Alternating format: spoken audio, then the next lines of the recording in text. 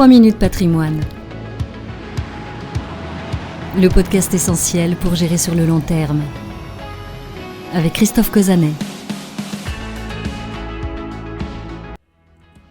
Bonjour à tous, c'est toujours un plaisir de vous retrouver pour ce podcast mensuel de 3 minutes patrimoine.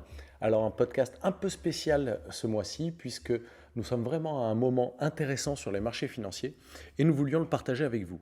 Alors évidemment, vous le comprendrez, je ne parle pas de l'Ukraine et du drame qui s'y déroule tous les jours, mais en tant qu'investisseur, il nous paraissait important et de notre devoir de vous tenir au courant de l'appétit des marchés, de leur inquiétude ou toute autre chose qui impacterait votre patrimoine. Pour ce qui est de la situation, je vous avertis tout de suite, c'est tordu, mais pas si bougrement intelligent que ça. Rappelons pour poser les bases que nous regardons aujourd'hui 3 grandes zones, les États-Unis, l'Europe et la Chine. On va d'abord s'occuper des 2 premières, et comprenez que notre principal problème dans ces zones, c'est d'abord l'inflation et en dérivé, l'action des banques centrales.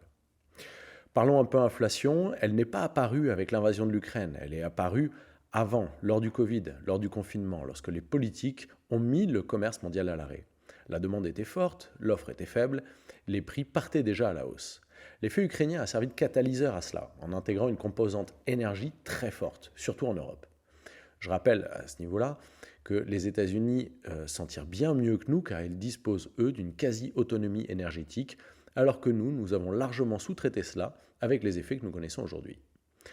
Ainsi, les prix et tous les prix augmentent, et les banques centrales voient leur mandat, celui de tenir l'inflation à 2%, sous pression. Ils décident donc, les unes après les autres, de resserrer la bride monétaire par l'augmentation des taux pour vous faire préférer l'épargne à la consommation. Plus de demande, c'est une offre qui se restreint, et logiquement, les prix baissent. C'est bien ça que scrutent les marchés financiers aujourd'hui, à savoir si l'action des banques centrales est efficace. Ainsi, si les résultats des entreprises sont en baisse, si le marché du travail se contracte, alors cette mauvaise nouvelle économique est une bonne nouvelle financière, car cela sous-entend que les banques centrales seront moins à même de durcir le ton monétaire. Si en revanche les résultats des entreprises venaient à être meilleurs que prévu, alors c'est que la bride monétaire n'est suffisamment pas tendue et il faudrait craindre alors encore des hausses de taux. En définitive, le marché anticipe et s'adapte à son environnement, et il ne supporte pas le vide.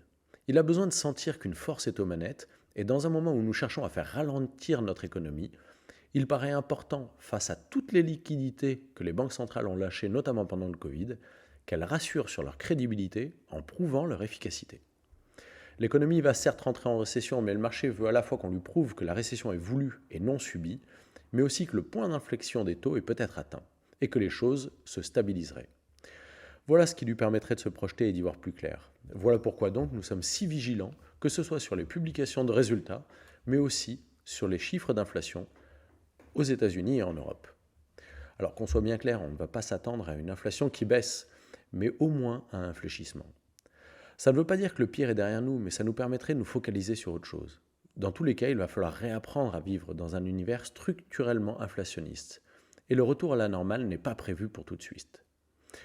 Pour autant, rappelons quand même que nous passons de peu d'inflation à peut-être beaucoup d'inflation, mais cette période de transition, aussi douloureuse soit-elle, n'a pour nous rien de tragique, sauf qu'elle nous pousse à gagner en réactivité dans nos stratégies d'investissement.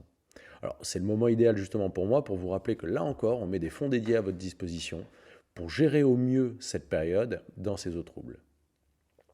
Sans transition aucune, il est aussi temps de regarder aussi du côté des émergents et vers la Chine particulièrement, qui vient de terminer son congrès annuel, celui-là même qui vient de confirmer que Xi Jinping a son poste et de confirmer sa politique.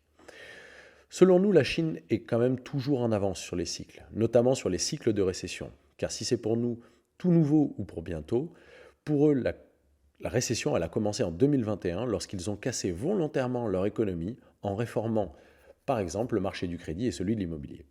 À ce jour, cette zone est une des seules encore à pouvoir avoir des marges de manœuvre budgétaires et monétaires, ce que nous retrouvons juste partiellement avec les hausses de taux. Vous comprenez donc déjà un peu plus notre positionnement, et plus on gagne en visibilité sur des sujets sensibles, plus on s'assure aussi que les programmes sont maîtrisés, plus nous redevenons prudemment optimistes. Et c'est bien ça qu'on voulait partager aujourd'hui avec vous. Donc n'hésitez pas à nous solliciter pour qu'on discute ensemble de tous ces sujets et qu'on fasse un point un peu plus personnalisé sur votre épargne. À très bientôt, merci encore à vous pour votre écoute. Au mois prochain. Retrouvez l'ensemble des podcasts sur cauzanet-compagnie.com.